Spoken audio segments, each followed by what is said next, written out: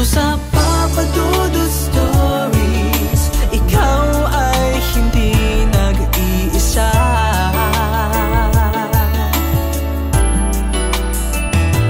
Dito sa Papa Dudut Stories, may nagmamahal sa'yo. Papa Dudut Stories, Papa Dudut Stories, Papa Dudut Stories.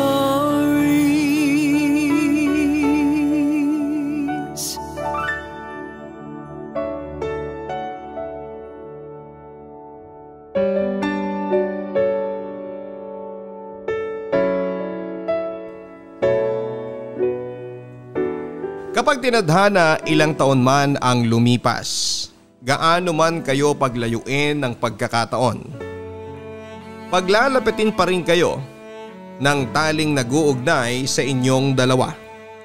First love versus true love. Parehong nagbigay ng pagkakataon para maramdaman ang pagmamahal sa magkabilang panahon at pagkakataon.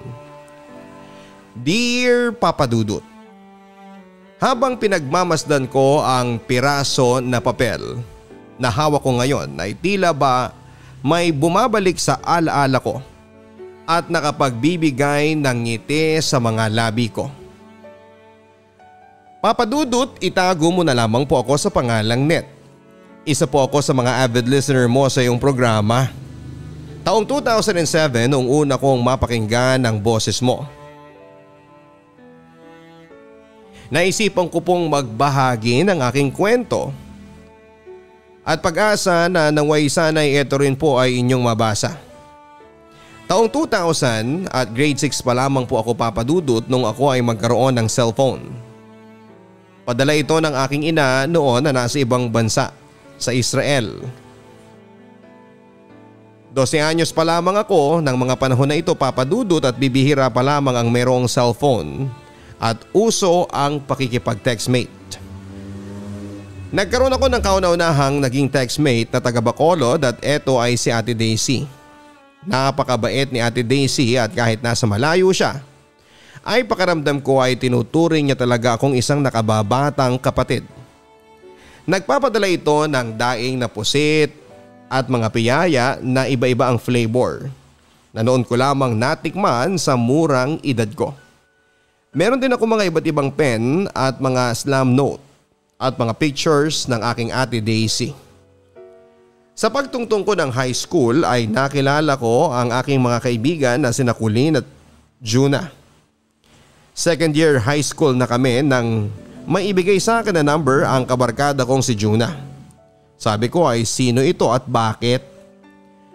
Nakiusap siya, Papa Dudut, na kung maaari ay i-textmate ko daw para alamin ko kung sino dahil palagi daw nagte-text ang number na yon sa kanyang ate na tila ba palaging nag-iinis at nangiistorbo. Nagdadalawang isip man ako at hindi naging interesado pero sa ngalan ng pagkakaibigan ay sinubukan ko po. Kaya pala nasabi ko, kaya pala naiinis ang ate ni Juna dahil bastos ito. Simula kasi, Papa Dudut, ng miniskul ko ito ay palaging nagda-drop call at sinasambit ang mga bagay na napakabastos para sa isang babae na katulad ko.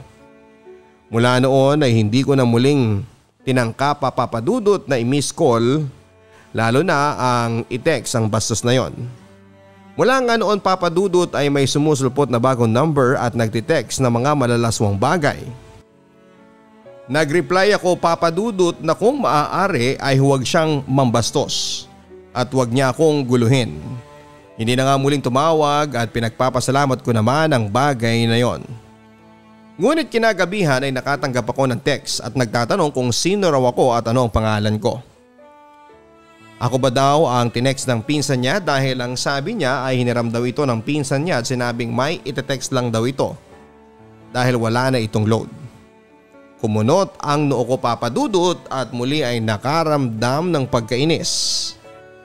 Nakihiram pa talaga ng cellphone ang gagong yon para lamang maisakatuparan ang muling pangbabastos nito. Nireplyan ko ito Papa Dudut at sinabi ko nga na ang mga tinetext ng pinsan niya ay mga bastos. Pagpasensyaan ko daw at nagpakilala siya na si JV. Pinalampas ko na lamang ito at kinaumagahan ay sinabi ko kaagad kay Juna ang nangyari. Ang sabi niya Papa Dudut ay kilala daw niya ang nanggo-good time sa atin niya at si JR daw yon. Ang kapitbahay nila at yung JV ay malamang si Marlon aniya. Hindi ko na lamang ito pinansin Papa Dudut dahil wala naman akong interes pa sa mga taong yon. Dahil nga ako ang nauunang nagka-cellphone sa amin, nakagawian na ng aking mga pinsang babae ang hiramin ng cellphone ko para gamitin sa pakikipag-textmate. At dahil halos magkakaedad lamang kami ay pareho kaming nasa iisang eskwelahan. Second year ako at third year naman sila. Hinahayaan ko lamang ang mga ito Papa Dudut dahil sila naman ang naglo-load sa cellphone ko. Andyan yung hihiramin nila habang nasa klase ako at kapag break time nila ay dinadaan nila ang cellphone ko sa aking classroom. May time pa na kapag wala kaming pasok ay dinadayo pa nila ako sa bahay para lamang makigamit ng cellphone. Itago na lang natin sila sa pangalang Kim at Joanna. Meron silang tigi-isang textmate at sa pagkakaalam ko ay parehong magkaibigan at magmula sa iisang lugar. In short ay may kanya-kanyang boyfriend sa text. At matapos nga nilang makipag-meet sa mga ito ay doon na rin natapos ang pagpaparamdam ng dalawa. Nagkaroon naman ulit ng ibang boyfriend itong si Kim at tila ba nagkaroon ng LQ kaya ginamit ang cellphone ko para i-stalk ito. Nang wala na itong mapala ay binitawan na rin niya ang pag-asang magkakabalikan pa sila. Doon ay nagsuggest ang best friend ko na maghanap kami ng ibang textmate. At doon ko naalala si JB. Tinext namin ito at nagpakilala akong Grayshell, hindi ko totoong pangalan. Nag-reply naman pero sa pagkakataong ito ay Marlon na ang pagpapakilala niya. Malamang ay eto na ang totoo niyang pangalan. Mabait naman ito Papa Dudut at parang nag-i-enjoy na rin akong kausap siya. Nakiusap si Kim na kung maaari ay siya na lang ang ka-textmate nito at marami naman daw akong ka-textmate pero hindi ako pumayag. Wari bang naging selfish ako ng panahon na yon? Dahil nga doon Papa Dudut ay nagalit sa akin ang best friend ko at saka nagtatampong umuwi na lamang sa kanila. Mula nga noon Papa Dudut ay naging masaya ako sa pang-araw-araw. Wari bang nahuhulog na ako kay Marlon. Lagi ko siyang naiisip saan man ako naroroon. Maski sa aking akademya Papa Dudut ay naapektuhan dahil habang nagtuturo ang guro ko ay wala akong inatupag kundi ang mag-text ng palihim. Masaya ako sa tuwing tumutunog ang aking cellphone at bawat tunog nito ay musika para sa akin. Bawat message niya ay inuulit-ulit kong basahin dahil nagpapakilig ito sa akin. Ilang araw din ang lumipas at nag-request ako sa kaibigan kong si Juna na kung maaari ay dalhin niya ako sa kanila dahil kapitbahay lang nito at gusto kong makita sana si Marlon. Dinala nga kami ni Juna sa kanila pagkatapos ng aming klase sa hapon kasama ang mga barkada namin at ang best friend kong si Kim.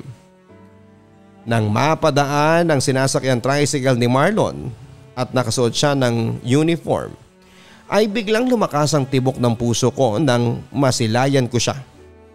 At wari noon ko lamang naramdaman ang pakiramdam na yon. Nag-isip din ako kung pag-ibig na ba ito. Hindi siya gwapo pero masasabi kong ang lakas ng appeal nito. Appeal na nagpatibok sa inosente kong puso sa unang pagkakataon. Nang sa wakas Papa Dudut ay nakita ko na ang aking si Marlon ay nag-aya na akong umuwi na kami pero hindi pumayag ang best friend kong si Kim. Ang rason niya ay pinagmumukha ko daw tanga yung tao. Naroon na kami bakit hindi pa daw ako magpakilala. Takot Papa Dudut. Oo Papa Dudut, yun ang totoong nararamdaman ko. Natatakot akong makilala siya o niya ako ng personal. Dahil baka pag nangyari yon ay hindi na magparamdam siya sa akin. Gusto kong ingatan ang communication namin sa pamamagitan ng hindi pagpapakita ng personal. Natatakot ako na baka hindi niya ako magustuhan at iwasan niya ako. Hindi ako kagandahan Papa Dudut at wala akong tiwala sa itsura ko. Kahit na ba sinasabi ng mga tito ko sa amin na magpipinsan ay ako daw ang pinakamaganda. Payat, maitim at idagdag pa, ang buhok kong halos gupit lalaki ang iksi nito. Kung meron mang nakakalamang sa akin sa lahat ng aking pinsan ay ang aking height. Matangkad kasi ako, Papa Dudut. Wala akong tiwala sa sarili ko bukod sa napakasimple ko ay para akong tomboy. Saka lang nakakapagpalda kapag sasamba at kapag naka-uniform. Lumaki ako, Papa Dudut, na ang tanging kasama ay ang aking ama at ang aking tita Jen na bunsong kapatid ni Mama na bata pa lamang ay nakikitaan mo ng pagka-lesbian. Nakikita ito sa paglalakad at asta niya. Musmus pa lamang ako nang mag-abroad ang aking ina.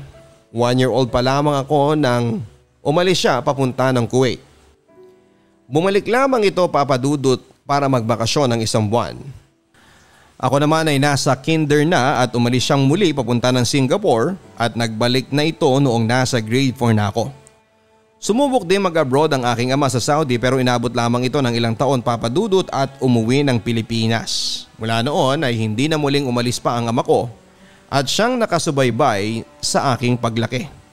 Dahil ang papa ko ay nakasama ko ay hindi ako natuto mag-ayos bilang isang babae. Kahit hikaw ay wala sa akin. Kapag papasok ako ay okay na sa akin ang konting pulbos at kapag wash day sa school ay parati akong naka-islander na tineternuhan ng maluwag na shorts na lampas tuhod at nakachaleko. Ang sabi sa akin ng best friend ko kung papayag ako ay siya na raw ang magpapakilalang ako. Hindi ko alam kung saan niya nakuha ang ideyang yon pero napa-oo na lamang ako, Papa Dudut, dahil sa pagtambay nila Marlon sa isang tindahan na malapit sa amin ay nakatimbre sila na sila ang pakay namin. Gawa na rin ng pabalik-balik ang best friend kong si Kim sa tindahan upang magparinig at wari gumagawa ng unang hakbang upang doon ay magkaideya si Marlon na isa sa amin ay si Graciel. At gano'n na nga ang nangyari, Papa Dudut. Pauwi na kami noon at naglalakad pero laking gulat namin ang sumunod pa lang mga ito sakay ng bike. At kasama ang isa pang lalaki at wari sa amin ang punta nila. At hindi nga ako nagkamali dahil ako ang nasa likod. Ako ang nilapitan ni Marlon, Papa Dudut, at nagtanong kung sino si Graciel. Sa sobrang kaba ko, napapautal na akong sumagot sa kanya, Papa Dudut, at naituro ko ang best friend ko na nasa unahan. Mula nga noon, Papa Dudut, ay nagbago na ang lahat. Nalaman ko na lamang na malayo na ang darating ng pagiging magkakilala nila Marlon at ng best friend kong si Kim. Palagi daw nakikita ang mga ito sa plaza, sa court at sa auditorium sa bayan. Nang panahon na yon ay fiesta at sunod-sunod ang activity sa plaza. Ako naman ay hindi malaya, strict ang papa ko kaya naman hindi ako pinayagan na makalabas lalo na sa gabi. Oo, Papa Dudut, sobra ako nasaktan sa mga nangyari sa pagpaparaya ko. Naging sila ng best friend ko na hindi man lang nalaman ni Marlon na ako ang totoong Graciel. Na nung una ay nagawa ko pa siyang ipagdamot pero sa huli ay sila din palang magkakatuluyan. Mula nga noon, Papa Dudut, ay nabuo ang barkadahan namin mula sa grupo ni na Marlon at sa grupo naming mga babae sa magkaibang eskwelahan. Masaya ako at nakikita kong masaya ang best friend ko pero sakit naman ang dala nito sa akin. Noong umabot ang first anniversary nila ay hindi ko maiwasang masaktan nang makita kong niregaluhan siya ng singsing at hinalikan sa labi. Napakasakit, Papa Dudut, pero wala akong ibang makakadamay kundi ang sarili ko. Mahal na mahal siya ng pinsang ko, alam ko. Pero hindi nila alam na nagmamahal din ako ng lihim. Lumipas pa ang mga araw, buwan at naging 3rd year high school na kami at 4th year naman sila Marlon at si Kim. Nalaman na rin ni Marlon na ako talaga ang Graciel, Papa Dudut. Nagulat man siya ay nakalipas na yon. Sa samahan namin ay may bagong nakilala at nakasama at nadagdag sa barkadahan. Ang saya ng mga panahon na magkakasama dahil nabuo ang grupo namin. Masaya kami, nagpipiknik sa ilog, tumotoma at kuminsan ay kung saan kami napapadpad kakascroll. Nagpupunta sa bahay ng barkada basta may okasyon. Sadyang ang pinakamasayang bahagi ng kabataan ay ang high school life na so exciting kay saya. Hindi maiwasan ang magligawan at magkaroon ng partner ang iba. Nagpaligaw na rin ako, Papa Dudut. At sa unang pagkakataon ng buhay ko ay nasubukan ko ding magkaroon ng boyfriend. Si Sherwin, ang laging kasama ni Marlon at best friend. Pero hindi rin nagtagal dahil nalaman ng magulang ko. Okay lang naman sa akin dahil sinagot ko lamang siya sa kadahilan ng kung asan siya ay alam kong nandun si Marlon. Selfish mang masasabi dahil nagamit ko si Sherwin pero yun ang paraan ko para laging nakikita ang sinta ko. Na pagmamay-ari naman ng best friend ko. Bukod kay Sherwin, Papa Dudut, ay may iba pang nagtangkang manligaw sa akin sa mga barkada namin. Pero wala na akong sinagot pa, Papa Dudut, dahil bukod sa wala namang nakapagpapatayo ng balahibo ko ay mahal ko pa rin si Marlon. Oo, Papa Dudut, mahal na mahal ko pa rin si Marlon. Dumating kami sa point na napapaaway ang grupo naming mga babae sa taga-kabilang school dahil binuhusan kami ng halo-halo nang nakatayo kami sa harap ng auditorium. Sa hindi ko mawaring dahilan ay nagtataka ako kung bakit sinabuyan kami ng halo-halo. Hanggang sa pagtanto namin, Papa Dudut, na ang babaeng gumawa noon ay girlfriend pala ng isa naming barkada na noon ay boyfriend na rin ng isang pinsan naming si Joanna. Ang auditorium, Papa Dudut, ay napapagitnaan ng dalawang magkalabang eskwelahan kaya naman kapag nang tatanghali na o hapon ay makikita ang dalawang klase ng uniform na tumatambay, dumadaan at gumagala dito. Sa galit namin, Papa Dudut, ay rumesba kami pagkatapos ng klase sa hapon. Kung sa kanila ay halo-halo, pues halo-halo din sa amin para patas lang ang labanan. Ang kaibahan lang, Papa Dudut, halo-halong mantika, tuyo, suka at pupo ng manok yon. At nangyari nga, Papa Dudut, ang resbakan dahil pagdating namin sa auditorium may halatang hinintay at pinaghandaan nila ang pagbabalik namin. Dahil ako ang napuruhan, Papa Dudut, ay ako ang nagsimula ng pagsugod. Ang sabi ko ay 4th year na kayo at 3rd year lamang kami ay hindi namin kayo uurungan. Kahit presidente pa ang tatay mo pero napahinto ako nang may humarang sa akin na lalaki at tinatanong kung ano ang nangyayari dito. Tinignan ko siya, Papa Dudut, at nabasa ko sa mga mata niya na parang may pagtatanggol sa babaeng nasa likod niya.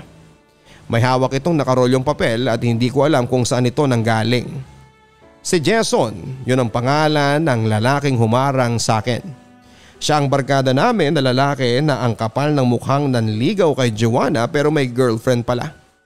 Hindi ko ito pinansin, Papa Dudut, at akmang sasabuyan ko na ng halo-halo ang maldita niyang GF ay saka pa lamang ito umiwas at umalis. At nagkagulo na nga, Papa Dudut. Sabunutan dito, sabunutan doon. Punitan ng uniform, tadyakan doon. Natapos lamang ang gulo nang may tumunog na wangwang ng pulis na galing sa munisipyo. Noon pa man, Papa Dudut, ay hindi ko na nakakausap si Jason. Nasa circle of friends ko siya pero wala akong naaalalang kahit minsan ay kinausap niya ako.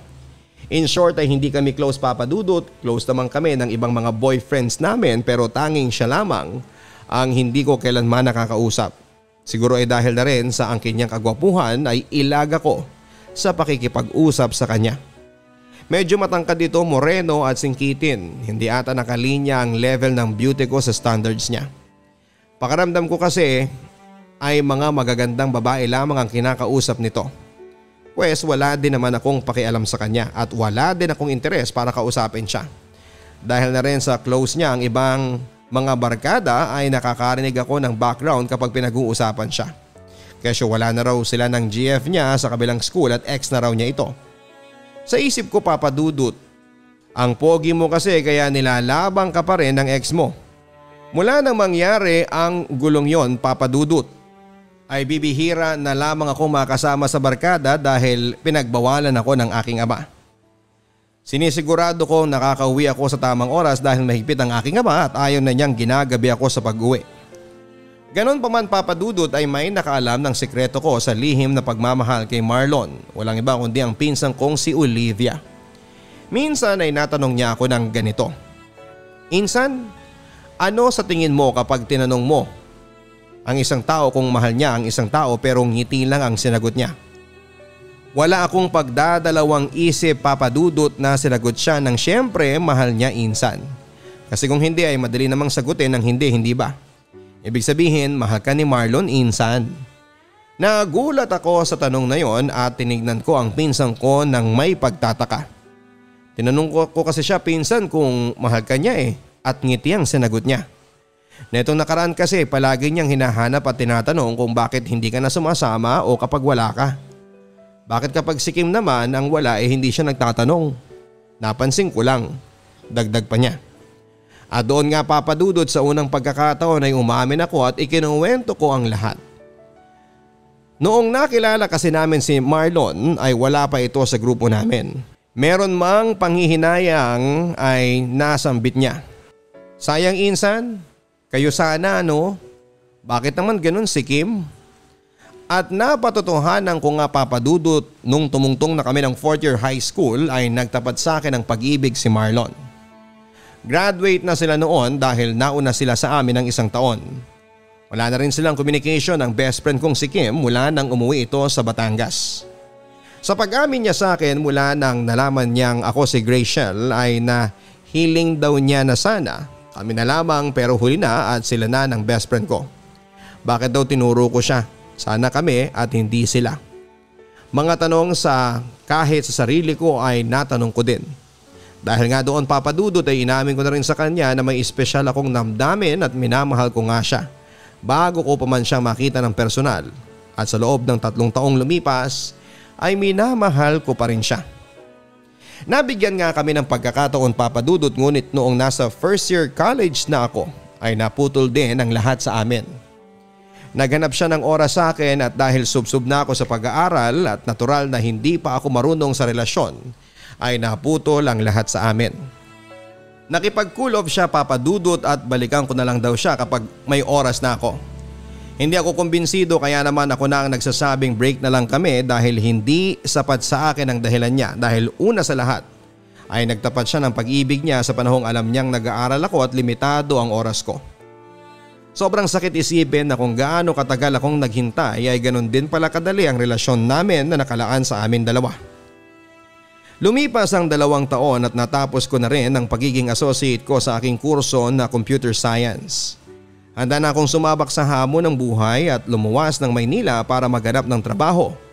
At sa pag-alis ko ay nalaman ko Papa Dudut na ikakasal na pala siya.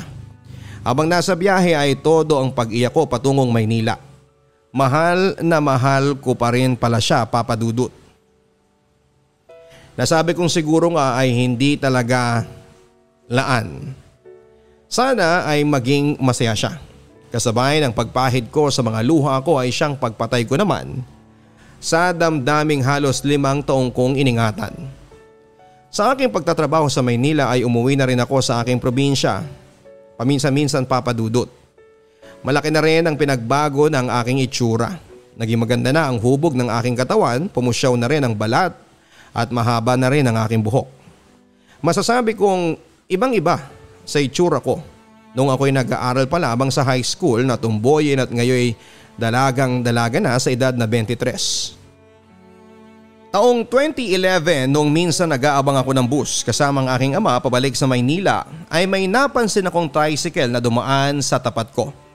Namukhaan ko kung sino ang sakay ng tricycle at nang mapansin nila ako ay agad silang huminto at nagsipagbabaan at maya-maya pa ay nasa harap ko na sila upang kumustahin ako. Ang mga barkada ko Papa Dudut, ang mga lalaking barkada ko na malalapit sa akin. Tuwang-tuwa ako at na-miss ko talaga sila. Doon sa malayo ay natanaw ko ang bukod tanging tao na nanatili sa tricycle at tanging tanaw lang ang pinukol sa amin. Sa bagay nga naman Papa Dudut, bakit siya bababa hindi naman kami close, hindi ba? Huli ko siyang nakita taong 2003 at ang lalaking yon ay kinalaunay magkakaroon pala ng malaking papel sa buhay ko. Tama kayo Papa Dudut, si Jason ay magkakaroon ng malaking bahagi sa buhay ko.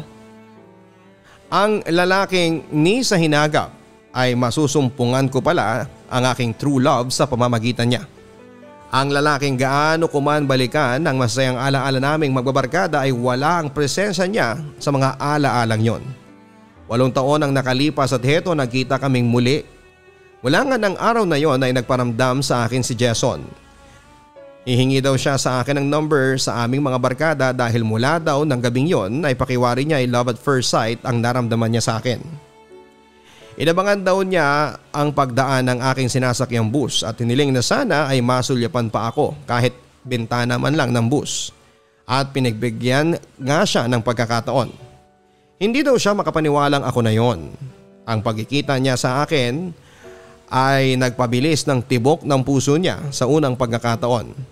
Ang pagkikita naming yon ay nasabi niyang ako na ang babaeng hinihintay niya. At ng gabi ding yon, ang babaeng tinatanaw niya ay isinumpa niyang mahalin habang buhay. Kitang-kita ko kung paano ang effort na ginawa niya sa mga walang humpay na pagtitext at pagtawag-tawag sa aking umaga, araw at gabi ay wala nga itong palya. Nung una ay nakaramdam ako ng pagkailang dahil ang taong kahit kailan ay hindi ko nakausap sa personal ngayon ay nagpaparamdam ng espesyal na pag-ibig. May panahon na dumadalaw na rin siya dito sa Maynila, gaano man ito kalayo, masilayan lang daw niya ako.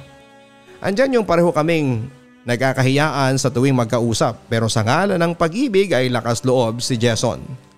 Mula nga noon papadudot ay nahiling ko sa Panginoon na kung si Jason ang laan niya para sa akin ay buksan niya ang puso ko para dito.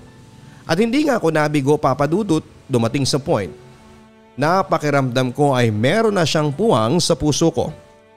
Umuwi ako papadudot na siya ang dahilan ng pag-uwi ko sa probinsya. Kapag dadalawin niya ako sa bahay namin ay conscious na conscious din ako sa harap ng salamin. Maging ang isusuot ko ay pinag-iisipan ko ng matagal. Gusto ko kasi ay maging maganda ako sa paningin niya. Kapag alam kong malapit na siya sa bahay ay mabilis ang kaba ko. At higit nang makita ko na siya ay nararamdaman ko ang kilig sa puso ko. Pagkatapos ng masayang 3 taon ng relasyon, ngayon papadudot ay 5 taon na kaming mag-asawa at biniyayaan agad ng isang anak na babae. Ilang taon man ang nakalipas, ramdam ko pa rin ang pagmamahal ng asawa ko na kailanman ay hindi kumukupas sa paglipas ng panahon. Sa ngayon papadudot ay pinagmamasdan ko ang papel na hawak ko. Sa pag-ayos ko ng mahalagang papeles namin ni Jason ay nakita ko ito. Natatawa na lamang ako sa tuwing nakikita ko ang mga bakas ng mantsa na natalsikan ng pinaghalong toyo at mantika. Kasabay kasi ng pagsabi ko sa babaeng nasa likuran niya ay natalsikan daw ang hawak niyang papel na kakukuha lamang niya sa munisipyo. Ang kanyang birth certificate papadudot. Hanggang dito na lamang ang aking kwento ng pag-ibig at naway isa rin po ito sa mga mabasa mo. Hindi man ito kasing ganda ng kwentong napapadala sa iyo, gusto ko lang ma-emphasize ang salitang tadhana. Kapag tinadhana, ilang taon man ang lumipas, gaano man kayo paglayuin ng pagkakataon, paglalapitin pa rin kayo ng taling nag-uugnay sa inyong dalawa. First love versus true love. Parehong nagbigay ng pagkakataon para maramdaman ang pagmamahal sa magkaibang panahon at pagkakataon. Sa aking first love na sa buong panahon ng aking kamusmusan ay natutong magmahal ang aking musmus na puso sa unang pagkakataon at sa lahat ng panahon ng kabataan ko ay ikaw ang nag-alalang minsang naging parte ng buhay ko. Sa iyo, aking true love, hindi man naramdaman sa iyo ang unang pagmamahal at unang nagpatibok ng puso ko ay nababatid mong sa iyo ko nilaan ang puso ko. Sa huli dahil sa iyo ko naramdaman ang tunay na kahulugan ng totoong pagmamahal. Wala man tayong masayang alaala noon, yon ay dahil nakatadhana tayong gumawa ng maraming alaala na magkasama at hindi kailanman matutumbasan ng anupaman at aalalahanin habang tayo ay nabubuhay. Lubos na nagpapasalamat, Net. Ang buhay ay mahiwaga, laging may lungkot at saya. Sa Papadudod Stories, laging may karamay ka.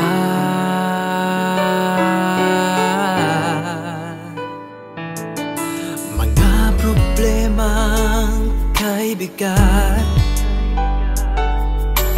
dito ay pakikinggan ka. Sa Papa Dudut Stories. Kami ay iyong kasama dito sa Papa Dudut Stories. Ikaw ay hindi nag-iisa.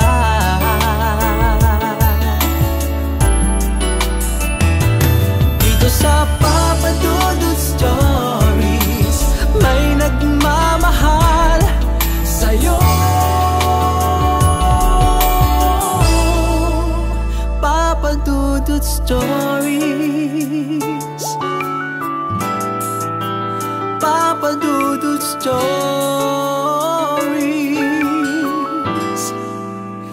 Papa Dudut Stories.